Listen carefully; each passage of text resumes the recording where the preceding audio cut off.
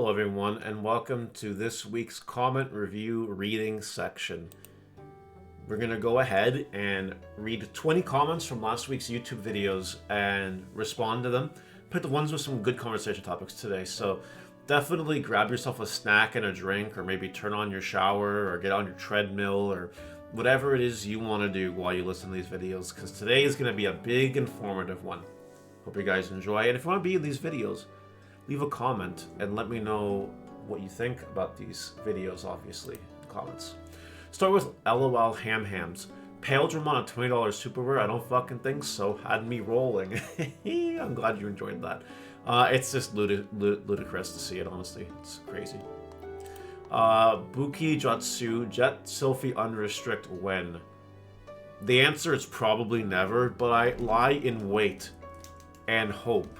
Because Jet Sylphie did nothing wrong. Copium. Rafael Magara, I think is how you say that. Hi, just want to begin this game. I have a few questions for you. Where can I buy Digimon cards at relatively low prices? Where can I sell cards, including Japanese ones, besides sites like Card Market and Card Trader? Can I ask, where do you buy Digimon cards usually? Do you suggest me to buy either English or Japanese version of them? And do you think that it could be also worth investing in them? This is a loaded question, and the answer depends on where in the world you're located. I'm going to assume you're not located in North America, because if you are, particularly the United States, then your answer is just TCG Player and Facebook Marketplace. If you're in Europe, you want to use, I think it's Card Market. I don't deal in that part of the world, basically, so I have no idea. If you're in Japan, get Japanese cards. Should you invest in them? I would only invest once you know what you're doing. You can't blindly invest without, like, some knowledge, some foundational knowledge. I would only recommend investing once you know what you're doing. Hope that helps. Gore's Jump Scare from Mox Moonstone. I may have called Emissary of Hope Emissary of Darkness, which is Gore's. I love Gore's. I love the Yu-Gi-Oh! Formats where Gore's was at 1 and a really good card. A powerful hand trap. Didn't feel like a hand trap. Not like the D-Shifters and Nibiru's of today. You know what I mean? Wukong CS. I 100% agree with this take. Emissary, while letting you evo for 1 sometimes free if you gain haven't used Pad or Tamer member game, there are a lot of variables that go into that card. You need to know what's in your security. You have to have at least 1 security. You have to have Tamers so you aren't negging yourself. All these variables make the card balanced for now. Do I possibly see a limit come EX6 when Dominion becomes a thing? Possibly, but as of now, the card is what Yellow needs to keep up, just like Paildramon BT14. I agree with this take. That was basically my take. So we're on the same page, obviously.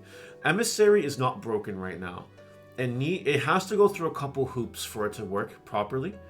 But again, if we ever get something that is crazy that Emissary can just go into, then we have problems. Now, we have the opposite, the anti-Mario take from Enigmatic Heart 666. The anti-Mario. Card is better than HPD, and that's limited. By that logic alone, yes, it's broken. Hedges that supposedly bounce it are literal governs when you're playing yellow. Every yellow Vax game I've ever played, Homeboy knew what his security was by turn 2. It is free, and way too fucking good. It literally turns your security into a second hand, much like purple turns trash into a second hand. Then add in how it restricts yellow design based heavily. It took 1 set for it to be busted thanks to Magnum Rapid, 1 tiny set, and you have a monstrosity that I don't know how anyone can defend. This guy is the counterpoint, right? There are 2 kinds of people in the world. I guess there's 3. The third being people who don't care about this. The first are people that think Emissary should be limited, and the people that think Emissary shouldn't be limited. This guy lives in the Emissary should be limited world, because it's really easy to do. Now, I've played a lot of matches with Yellow Vaccine. There are some games where you just don't always draw the TKs. And that's a hard time to win. You just don't sometimes, right? You're only playing, like, what, 6 TKs usually? You're not going to always draw them, right? It's fine, but, I understand his point of view, because once you have everything set up, Emissary just feels like the best thing since sliced bread. I can see both sides, but I'm inclined to think it shouldn't be hit for now. For now. My opinion might change in the future. It's Zai. Sold my Omni for 860 and it was under 100. Like, the serial number was under 100. I think the number is 169 or 420, then selling it for more than 1k is valid. That's a very interesting approach. This is the lowest sold Omnimon I've ever seen, so that's nice. But yeah, 169, 420, 500, 250, 100. You know, those are all cool numbers, and maybe we'll see what happens, right? DJ5497. Been trying to sell that golden Rapidmon for like 4 weeks, with decreasing the price every week, but no one wants to touch it because of my first sale, lol. DJ, I'm going to give you 2 pieces of advice. When you're making your golden lottery Rapidmon really, really cheap, it's going to look like you're trying to scam people. That's what it looks like. Even if you're being honest about it, which you probably are, it looks like a scam. Because it's like, there's no way I'm going to spend way less than what it's worth to get this card. From a new seller, it looks pretty bad from an outsider point of view. If you want to start doing things like that, though, you have to start TCG players small by starting with small singles. You know, build your reputation, build your source, and then come back when you have a couple hundred sales, and then you can go. I think if you are only doing TCG player though, just for the odd little thing, I think you should just scrap it and do Facebook Marketplace. Like, I don't use TCG player and I'm fine. I have a store, so that's what I'd recommend. There you go. High score chef. Friendly reminder: the limited promos are literally getting reprinted in the next turn of winter packs. I'd recommend not wasting money on them now. They're going to tank hard and will be much more affordable after the month of May. Just hold out till then. Thank you for the reminder. Thank you for the reprint, Leonard. You know, I keep mentioning they're getting it reprinted, but, you know, it's nice to see. It's good. Love to see it.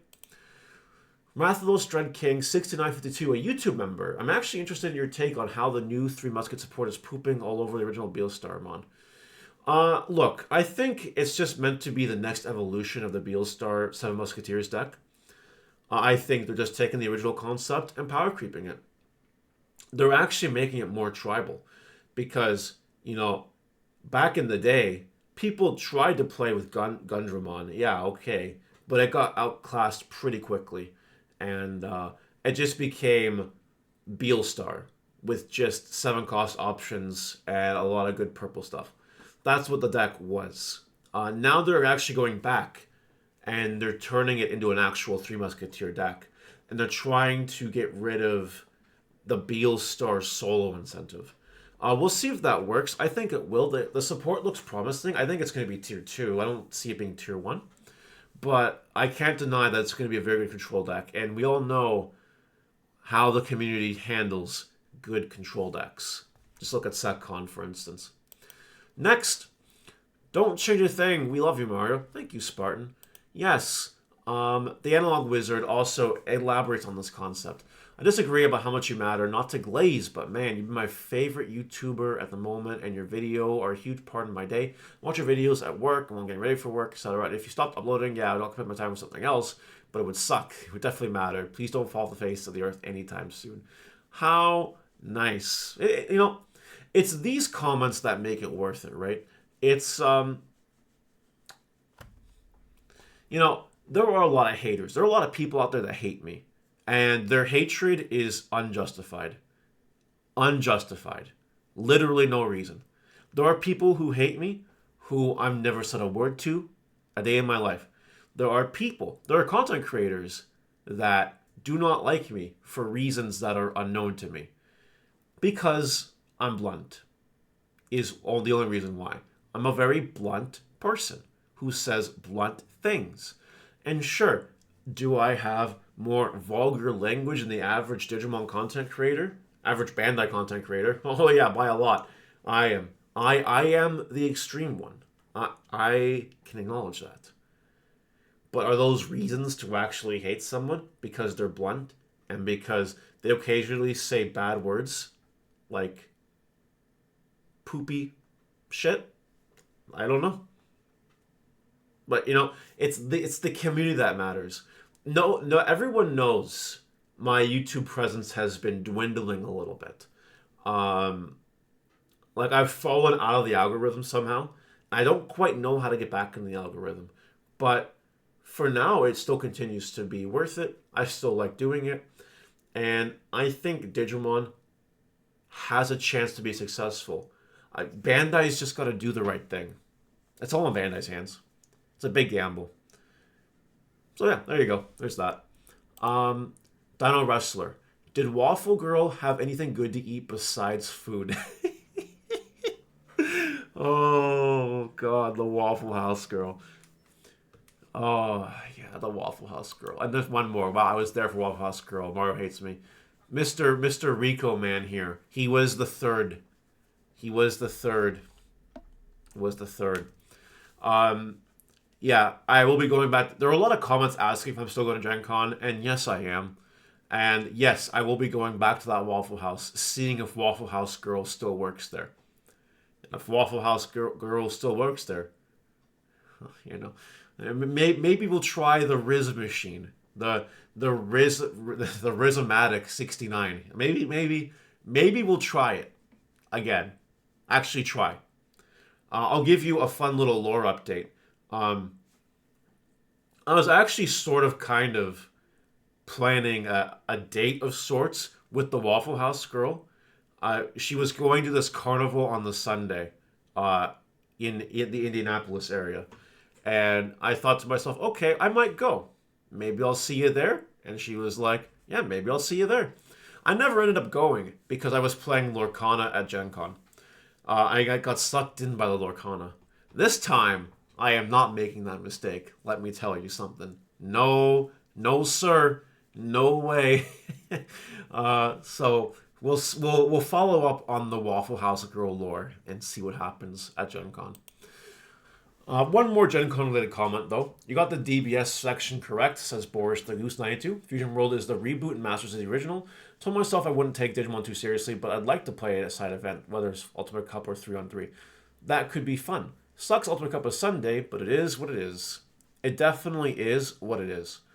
I have real no comments about that. I don't. We'll just play it by ear and see what happens. Johnny Beamon, do you ever wear a Vital Bracelet? I don't know what that is. I assume it's a Digimon-related accessory, but no clue what that is. If someone would like to educate me in the comments section as to what that is, let me know. Benjamin Wiseman. I like the gold background event pack Cosmon on my playset of it, but the true alt art is the one most people prefer, is the one in the second anniversary. You mean this one? You mean where do I was playing Yellow Hybrid. Where's my playset? Yeah, there we go. Look, beautiful. Hard to see with the camera, but it's the way. Anyway, I'm not sure why the event pack one is getting bought out. Also, Zephyrmon is generally better because she dodges ruin mode if you need a hybrid for game. That's true. Thank you for the talk. Yeah, that's a good opinion. That's nice. DMX Biker 15. I wouldn't invest in that Lilithmon, to be honest, TBH.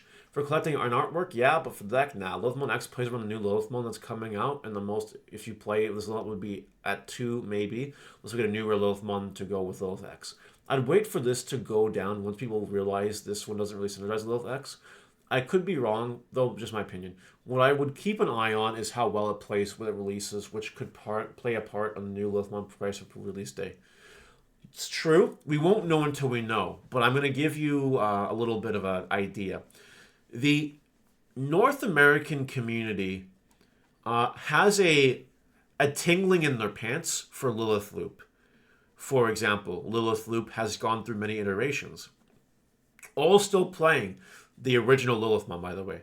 The most recent iteration is the Millith Loop that plays the Dark Gallantmon, Chaos Gallantmon mill package, I guess, but then also plays Lilithmon to loop resources and to keep milling your cards. People will always try to make Lilith Loop work, which is why when it comes to this part of the world, people are really going to try to make Lilith Loop work with Lilithmon X and just have a little bit of extra Lilithmon X power. And they'll make it work.